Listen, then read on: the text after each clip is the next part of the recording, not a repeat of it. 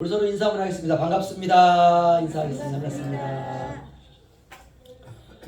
이번 주부터 무슨 설교를 할까 고민을 좀 하다가 성장 시리즈를 마치고 믿음에 관한 말씀을 좀 나누고 싶다라는 생각을 좀 갖게 되었습니다. 그래서 믿음에 관한 말씀을 또 우리가 함께 나누도록 하겠습니다. 첫 번째 시간인데요. 오늘 제목은 믿음은 다메섹 이유를 사는 것이다 라는 제목입니다. 어느 날 주님께서 제자들과 함께 배에 오르십니다. 주님과 함께 배를 타고 바다로 나간다. 이건 굉장히 설레이는 일입니다. 가면서 물고기도 잡고 또 우리식으로 얘기하면 회도 떠서 먹고 또 따뜻한 날씨와 시원한 바람, 늘 사람들에게 쫓기면서 또 사람들의 그 사이에서 군중 사이에서 늘 힘들고 피곤했지만 주님과 제자들이 그냥 아주 단촐하게 배를 타고 바다로 나간다는 것, 얼마나 행복한 일인지 모릅니다. 아마 제자들이 그랬을 것입니다. 주님이 말씀하십니다. 얘들아, 호수 저 건너로 가자. 사실은 호수였는데 바다입니다. 갈릴리 바다는 바다처럼 굉장히 커요. 그래서 이 육지 사이에 갇혀있는 호수였지만 그 당시 사람들은 그냥 바다다 이렇게 불렀습니다. 그렇게 넓고 굉장히 바다와 같은 그런 호수였습니다. 제자들은 주님과 함께 배에 올라서 노래도 하고 흥얼거리고 노도 젓고 싸가지고 간 간단한 간식도 먹으면서 도란도란 얘기도 하면서 아주 신이 났습니다. 어떤 제자는 덩실덩실 춤도 추고 웃음꽃도 피고 또 자신의 삶에서 일어났던 이야기들을 소소한 이야기들을 하면서 그렇게 이제 배를 타고 아주 그냥 즐거운 시간을 갖게 되었습니다. 주님도 그런 제자들을 보니까 아마 마음이 흐뭇했습니다. 그래서 주님도 제자들의 노랫소리를 들으면서 스르르 배 한편에서 눈을 감았는데 잠이 드신 것 같습니다. 이렇게 한참을 가는데 벼랑간 바람이 불기 시작하고 세찬 바람이 불기 시작하더니 배가 뒤집힐 지경이 된 것입니다. 배에 물이 가득 들어오기 시작하고 성경은 배에 물이 찼다 이렇게 말하고 있습니다. 제자들이 큰일 났습니다. 그래서 배에 물을 퍼내기도 하는데 퍼내는 것보다 더 많은 물들이 들어오기 시작하는 것이에요. 그래서 주님을 깨우기 시작했습니다. 주님, 우리가 죽게 되었습니다. 주님, 큰일 났어요. 주님 좀 일어나세요. 우리가 다 죽습니다. 주님을 막 깨우기 시작했습니다. 그러자 주님이 이렇게 말씀하십니다. 물결아 잠잠하라. 파도야 잠잠하라. 그러자 물결과 파도가 잠잠해지기 시작했어요. 그러자 주님께서 제자들에게 이렇게 말씀합니다. 너희 믿음이 어디 있느냐? 어디로 갔을까요? 그 믿음이 병든 자를 고치고 귀신들을 내어 쫓고 그래서 제자들이 주님께 돌아와서 주님, 저희들도 주님처럼 그 병자들을 향하여 귀신 들린 사람을 향하여 귀신아 떠나가라. 이 병 떠나가라. 그러자 병이 떠나가고 절름발이가 일어서고 귀신도 떠나갔습니다. 주님 대단합니다. 그런 제자들의 믿음이 도대체 어디 갔을까요? 여러분 이건 저와 여러분의 이야기입니다. 우리도 힘든 시절을 살아갔던 때가 있습니다. 살아가기 정말 버거웠던 시절. 그럼에도 불구하고 그 시절 우리가 예수 그리스도를 믿고 우리가 젊은 시절 주님을 위해서 모든 것을 희생하고 내가 주님을 더 정말 온전히 믿기 위해서 저 울릉도의 현포 지역에 있는 그 높은 산 골짜기 그 어딘가에 가서 비닐을 뒤집어 쓰고 저도 그랬습니다. 육지에 있을 때 비닐을 뒤집어 쓰고 너무 추우니까 그리고 주님 앞에 희생을 다짐하고 헌신을 다짐하고 그렇게 주님의 말씀에 내가 순종하며 살겠습니다. 그 뜨거웠던 우리의 젊은 시절의 그 믿음 어디로 갔습니까? 저와 여러분도 예수님을 믿고 있습니다. 예수님을 믿는다라고 하는 것은 많은 세상의 수많은 종교들 가운데 하나를 선택하는 게 아닙니다. 물론 기독교도 종교라고 하는 범주 가운데 우리는 있다라고 생각을 하죠. 하지만 종교가 되면 이념이 되고 이념이 되면 틀에 갇히게 되고 다른 종교와 다름없는 그냥 그런 종교 가운데 하나로 전락하게 됩니다. 그저 내가 믿는 대상을 하나님이라 만들어 놓고 내가 원하는 것을 구하게 되는 것. 이러면 비인격적인 종교를 믿는 다른 종교와 다를 것이 없습니다. 저와 여러분은 예수 그리스도를 믿습니다. 기독교를 믿는 게 아니라 예수님을 믿습니다. 우리가 예수님을 믿는다라는 말은 다른 말로 말하면 내 인생이 새롭게 되었다라고 하는 뜻입니다. 그렇다면 나에게 어떤 변화가 찾아왔느냐? 예수님을 믿기 이전과 예수님을 믿은 이후에 나의 삶의 가치, 나의 삶의 목적, 나의 삶의 의미가 과연 달라졌는가? 바로 그 말입니다. 그저 그냥 의식주 문제일까요? 세상 사람과 다른 삶이 그저 그냥 의식주 문제를 그냥 해결하는 그런 것. 만약 그렇다면 달라진 게 없는 것입니다. 달라야 돼요. 예수 믿기 이전과 예수 믿기 이후는 전혀 다른 삶이 우리에게 펼쳐지는 것입니다. 그렇다면 우리의 삶은 과연 어떤가? 믿음을 가진 이후에도 우리가 예수 믿기 이전과 동일한 삶을 계속되고 있는지, 믿지 않는 사람과 우리의 삶을 비교할 때 과연 달라진 삶이 무엇이 있는지, 불교 신자와 기독교 신자는 정말 다른가? 천주교 신자와 기독교 신자는 정말 다른가? 구원파와 기독교 신자는 무엇이 다른가? 세상 사람과 기독교는 과연 무엇이 다른가? 여러분, 달라야 됩니다. 오늘 그 이야기를 하고 싶습니다. 주님은 저와 여러분 안에 살아계십니다. 우리가 주님을 믿는다라는 말은 내 안에 주님이 살아계신다라는 뜻입니다. 주님이 내 안에 살아계신다라고 하는 말씀은 하나님의 나라가 내 안에 있다라는 말과 같은 것입니다. 천국이 내 안에 있는 것이에요. 그렇다면 내가 세상 사람과 달라야 되는데, 그런데 내가 우리 자신을 보니까 별로 다른 게 없어요. 그러면 정말 이상한 것입니다. 그래서 우리가 그거 확인하는 것이에요. 제가 과거에 몇 년 전입니다. 헌신 예배를 인도해 달라고 해서 아주 작은 교회에 헌신 예배를 인도하러 간 적이 있습니다. 그런데 그 중에 기억나는 일이 하나가 있습니다. 아주 특별했어요. 그 교회는 가을에서 겨울로 넘어가는 시기였는데요. 히터를 틀지 않으면 너무 추운 거예요. 그러니까 딱 요맘때인 것 같습니다. 그 제가 예배당에 딱 들어갔는데 예배당이 너무 추운 거예요. 그래서 제 마음속에는 좀 히터를 틀었으면 좋겠는데, 이런 마음이 있는데, 제가 뭐 교회마다 환경과 분위기가 다르니까 그냥 제가 무례하게 히터 좀 트세요 이렇게 말할 수도 없고, 아무튼 이게 좀 추웠습니다. 그래서 이제 제가 이제 순서가 되어서 강대상 앞에 나와서 제가 이제 좀 이렇게 기도를, 의자에 앉아서 기도를 하고 있는데 여전히 추워요. 그런데 이제 설교를 할 시간이 됐는데 왜 이렇게 춥습니까? 라고 말하기도 좀 뭐하고, 그래서 아무튼 춥더라도 설교는 해야 되겠다 라고 이렇게 이제 춥게 예배를 드렸습니다. 그래서 아무튼 설교에 집중을 해서, 춥지만 아무튼 설교가 좀 길어가지고 1시간 30분 설교를 했어요. 이렇게 이제 모두가 다 덜덜덜 떨면서 이제 예배를 다 드렸습니다. 그래서 예배가 이제 다 끝났는데, 그 교회 이제 시무 권사님 되시는 한 분이 몸이 좀 너무 안 좋은 것 같더라고요. 그래서 권사님 이렇게 몸이 안 좋으신가요? 그랬더니 몸이 굉장히 안 좋대요.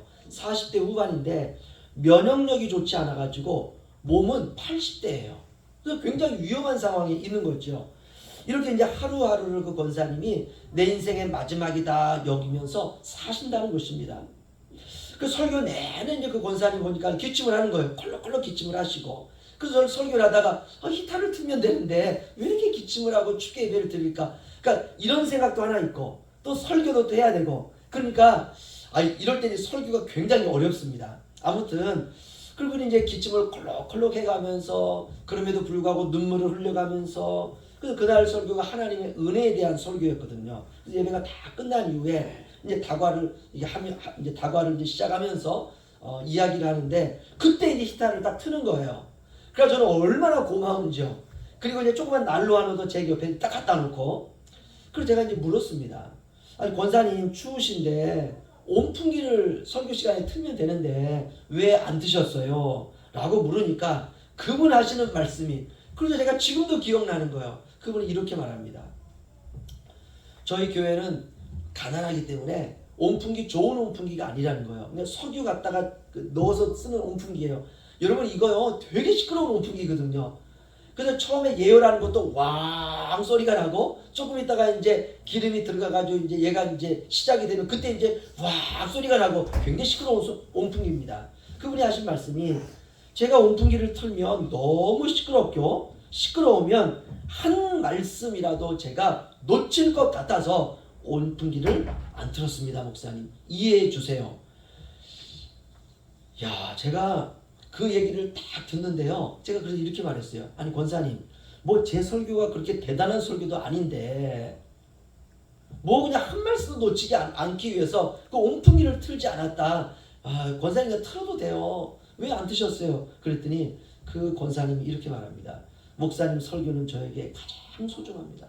저는 하루하루가 그저 주님 앞에서 그냥 오늘 하루 하나님이 살려주시면 그냥 사는 거고, 하나님이 저를 데려가시면 저는 그냥 죽는 거고, 저는 그렇게 하루하루를 시한부 인생으로 살아갑니다. 그래서 설교 시간에 저에게 주시는 한 말씀은 한마디라도 제 생전에 놓칠까봐 제가 그렇게 듣고 있습니다. 제가 그 권사님 얘기에 은혜를 받았어요. 여러분, 하나님의 은혜가 인생의 정답입니다.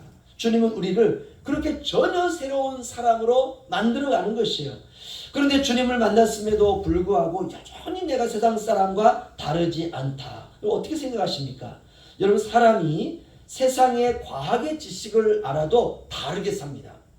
냉장고가 없던 사람이 냉장고가 생기면 어떻습니까? 삶이 달라져요. 냉장고가 없어가지고 음식이 상하는 일이 많지 않습니까? 그래가지고 음식이 상하는 것을 막기 위해서 뭐 땅을 파가지고 그 속에 뭐 김치를 묻는다든지, 옛날에 제가 그랬던 것 같아요. 겨울이 다가오면은 그냥 땅을 파가지고 거기에 무 묻고 그다음 볕단 거기에 올려놓고 뭐 이랬던 것 같습니다. 그래서 무 하나 가져오라고 하면 그냥 볕단 열고 그 안에서 무 하나씩 가지고 오고. 그런데 냉장고가 생기면 삶이 달라집니다. 전기가 없던 집에 전기가 들어오면 어떻습니까? 모든 삶이 달라져요. 여러분, 이것을 우리가 과학이다 이렇게 말합니다.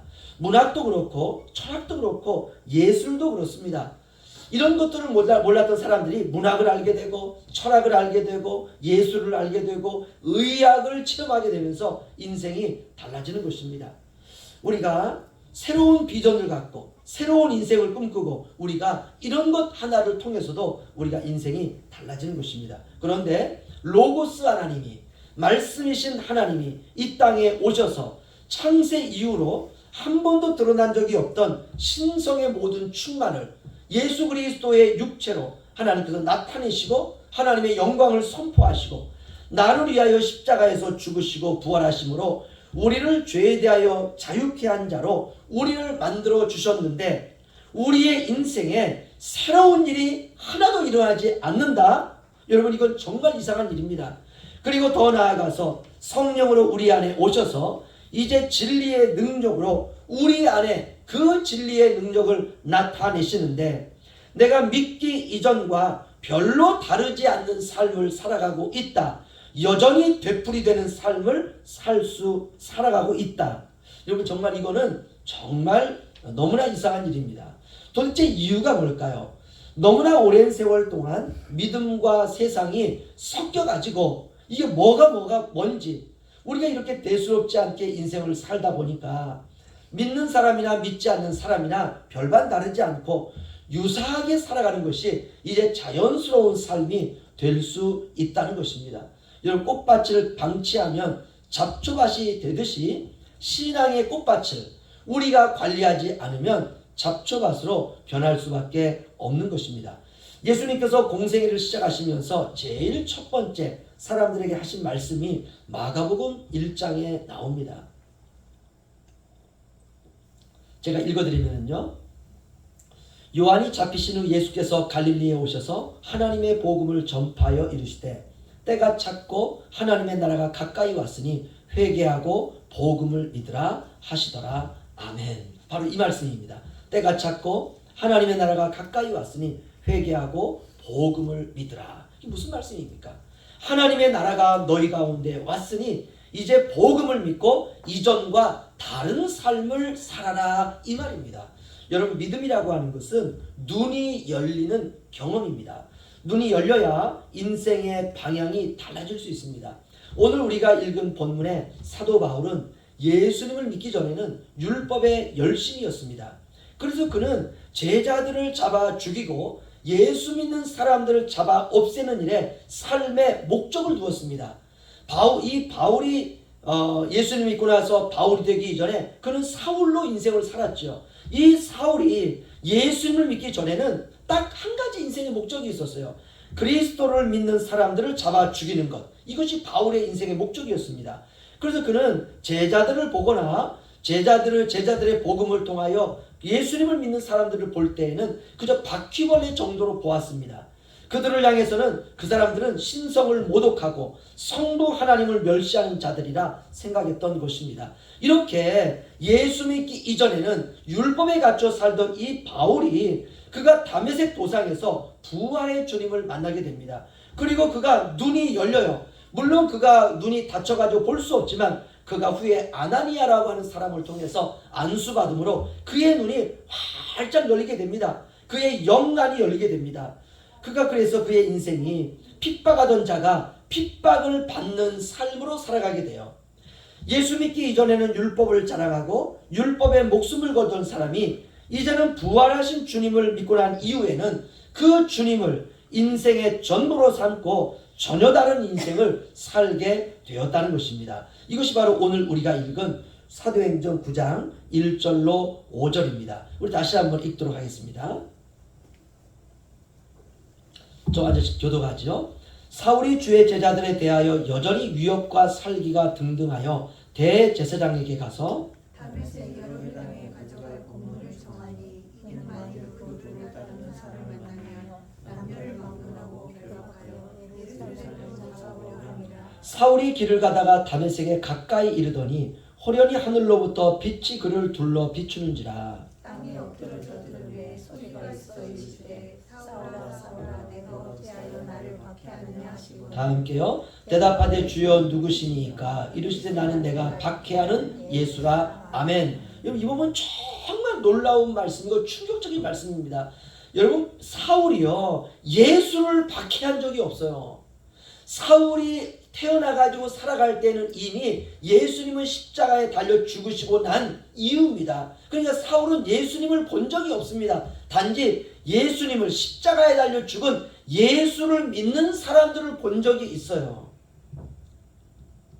이 사울이 성도들을 박해하기 시작했습니다. 왜냐하면 이거는 바울의 이 사울의 신앙과 다른 거예요. 사울은 구약의 성부 하나님을 믿었습니다. 그분만이 유일한 여호와세요. 그런데 예수님이 하나님이라고 하니까 바울은 이건 신성 모독인 것입니다. 그래서 바울은 율법이라고 하는 눈을 가지고 예수를 믿는 사람들을 전부 잡아들이기 시작한 것입니다. 바울은 성도를 박해했습니다. 그런데 응답은 예수에게 오는 거예요. 이게 충격입니다. 성도를 박해했는데 하늘로부터 음성이 들리기를 사울아 사울아 내가 어찌하여 나를 박해하느냐. 이건 바울에게 충격이었습니다. 나는 내가 박해하는 예수라. 이건 꼭 기억하세요. 우리가 다시 본문으로 들어가면 우리가 주님을 만나는 경험은 일종의 다메섹 경험을 하는 것입니다. 그러니까 바울에게는 다메섹이라고 하는 것이 예수 믿기 이전과 예수 믿은 이후에 분기점이 된 것입니다. 바울은 주님을 만난 이후에 다메섹 이전으로 돌아가 살지를 않았습니다. 바울은 철저하게 다메섹에서 예수 그리스도를 막 믿고 난 이후에는 다메섹 이후를 살았습니다. 믿음은 다메섹 이후를 살아가는 삶입니다. 사도 바울은 주님을 만난 이후로 그의 인생이 달라졌습니다. 그리고 죽을 때까지 로마 감옥에서 죄수로 살다가 죽음으로 인생이 끝나는 그때까지 이전에는 전혀 볼 수 없었던 것을 보면서 살았고 이전에는 한 번도 꿈꾸지 않았던 것을 꿈꾸면서 살았습니다. 그래서 다메섹 경험 이전에 바울을 알던 사람들은 바뀐 바울을 이해할 수가 없었습니다. 그런데 바울만이 그런 것이 아니라 사도 바울의 복음을 들었던 수많은 사람들도 바울처럼 다메섹 이후의 삶을 살았다는 것입니다. 바울만 고난과 핍박을 받은 것이 아니라 바울의 복음을 들었던 성도들도 동일한 로마 황제 네로의 폭정과 그 폭정으로 인한 감옥에 갇히고 콜로세움이라고 하는 원형 경기장에서 굶주린 사자의 밥이 되어 죽어갔다는 것입니다. 그럼에도 불구하고 다메섹 이전으로 절대로 돌아가지 않았다는 것입니다.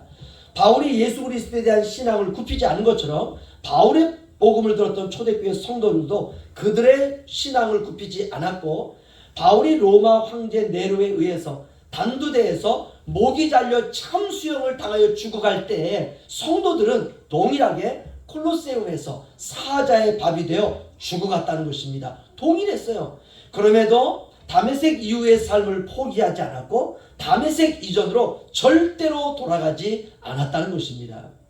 우리에게는 예수 믿기 이전과 이후라면 바울에게는 다메섹의 경험 이전과 다메섹의 경험 이후라고 설명할 수 있습니다. 바울은 죽어가면서 기뻐하였고 당시에 바울의 복음을 듣던 성도들도 예수를 부인하지 않고 죽어가면서 기뻐했다는 것이에요. 여러분 놀랍지 않습니까? 예수를 믿기 이전의 제자들은 예수를 믿고 난 이후에는 예수님이 고통을 당하며 죽으신 것처럼 제자들도 주님을 믿고 난 이후에는 주님처럼 고통을 당하며 죽어갔다는 것이에요. 사도 바울의 복음을 듣던 그 당시의 성도들도 바울이 단두대에서 목이 달려서 참수형을 당하여 죽어갈 때 성도들도 그들도 동물의 밥이 되어서 죽어가는 동일한 삶을 살아갔다는 것입니다.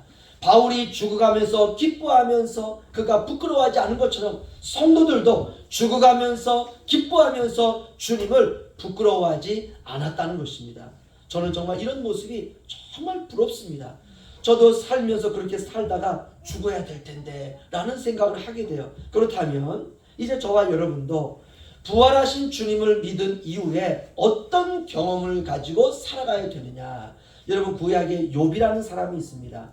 그가 우스 땅에 살던 아브라함과 동시대의 족장인데요. 하나님은 성경은 그를 이렇게 말합니다. 그는 의로운 사람이다. 하나님을 경외하며 악에서 떠난 자다. 이렇게 말하고 있습니다. 이런 욥에게 혹독한 고난의 시련이 다가옵니다. 사업이 망하고 그가 다스렸던 종들도 죽어가고 더 나아가 욥의 자녀 3남 7남 3녀 10명의 자녀가 한날 같은 시간에 집이 무너져가지고 죽게 됩니다. 그야말로 하늘이 무너진 날입니다.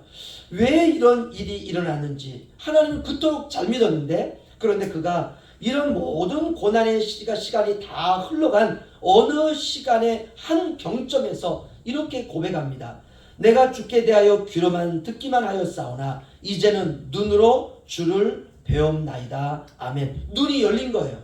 신앙이라고 하는 건 바로 이런 변화입니다. 봐야 돼요. 그렇다면 누구를 봐야 되느냐? 주님을 봐야 됩니다. 왜 봐야 되느냐? 우리가 주님을 보아야 주님이 가신 길을 알 수가 있습니다. 우리 주님은 십자가의 길을 통해서 영광에 이르렀습니다. 저와 여러분도 그 길을 가야 돼요. 부활하신 주님이 우리의 인생 안에 들어오셔서 이것을 믿는다라고 표현하는 것입니다. 내 안에 들어오셔서 그분의 생명을 나타내심으로 이걸 천국이라 그래요. 우리도 이제는 그분의 생명을 닮아서 그분을 따라서 십자가로 나아가는 것입니다. 이것이 바로 다메섹 이후의 삶입니다. 여러분 믿음이라고 하는 것은 다메섹 이후의 삶을 사는 것이다. 여러분 이 한마디를 꼭 기억하시기 바랍니다. 다메섹은 바울이 다메섹에서 주님을 만난 이후로 다메섹 이전의 삶으로 돌아간 적이 한 번도 없다는 것입니다. 그렇다면 다메섹 이전의 삶은 어떤 삶인가? 제가 읽어드리도록 하겠습니다. 빌립보서 3장에 보면 이런 고백이 있습니다. 그러나 나도 육체를 신뢰할 만하며 만일 누구든지 다른 이가 육체를 신뢰할 것이 있는 줄로 생각하면 나는 더욱 그러하니니 나는 8일 만에 할례를 받고 이스라엘 족속이요 베냐민 지파요 히브리인 중에 히브리인이요 율법으로는 바리새인이요 열심으로는 교회를 박해하고 율법의 의로는 흠이 없는 자라. 그러나 무엇이든지 내게 유익한 것을 내가 그리스도를 위하여 다 해로 여길 뿐더러 또한 모든 것을 해로 여김은 내 주 그리스도 예수를 아는 지식이 가장 고상하기 때문이라. 내가 그를 위하여 모든 것을 잃어버리고 배설물로 여김은 그리스도를 얻고 그 안에서 발견되려 함이니 내가 가진 의는 율법에서 난 것이 아니요 오직 그리스도를 믿음으로 말미암는 것이니 곧 믿음으로 하나님께로부터 난 의라. 아멘. 다메섹 이전의 삶은 육체를 신뢰할 만한 삶입니다. 자기를 자랑하는 것으로 가득한 삶. 그런데 바울이 다메섹에서 예수 그리스도를 믿고 난 이후에는 다메섹 이전에 자기의 자랑으로 가득 찼던 모든 삶들을 배설물로 여기는 그런 삶을 살았다는 것입니다. 다시 말하면 이 모든 것이 배설물로 보이는 눈을 소유하게 되었다는 것이에요. 그러나 무엇이든지 내게 유익하던 것을 내가 그리스도를 위하여 다 해로 여길 뿐더러 또한 모든 것을 해로 여김은 내 주 그리스도 예수를 아는 지식이 가장 고상하기 때문이라. 아멘. 다메섹 이후의 삶은 바로 예수 그리스도에게 꽂혀 사는 삶입니다. 사랑하는 성도 여러분, 저와 여러분도 예수 그리스도를 믿은 이후에는 다른 것이 아니라 오직 주님에게만 꽂혀서 살아가는 저와 여러분의 일생이 되시기를 주님의 이름으로 축원합니다. 기도하겠습니다.